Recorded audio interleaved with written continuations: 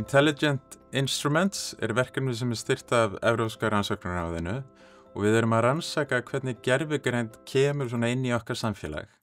Og við erum að skoða þær hugmyndir og þær orðræðu sem verða til þegar við förum að nota gervigreind í daglegu lífi.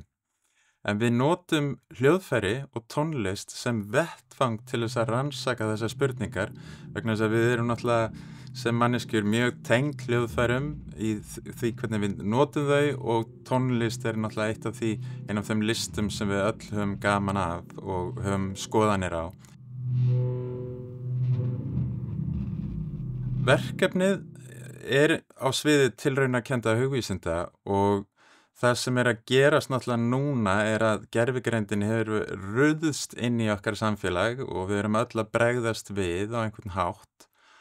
Og það sem við höfum verið að skoða í mörg ár hvernig fólk hugsar gervigreind, hvernig það tengist gervigreind og hvaða svona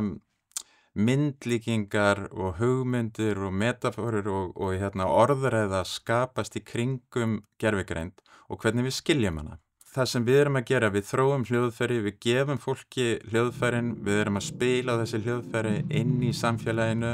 á tónleikum og höldum vinnustofur og svoleiðis. Og á þann hátt náum við að koma rannsóknunum okkar út til samfélagsins en á sama tíma nota þessar aðferðir sem rannsóknaraðferðir til að skilja betur áhrif gervigreindar. Með þessu þá náttúrulega gerist það að skilningur fólks almennt á gervigreind eykst og við fáum betri orðræðu inn í samfélagið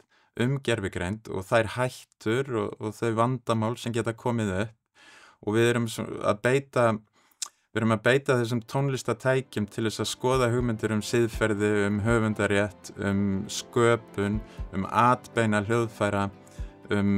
og atbeina tækni, hvernig tækni hefur áhrif á okkar hugsun. Með því að búa þetta til og skapa þessa orðræðu þá teljum við að við getum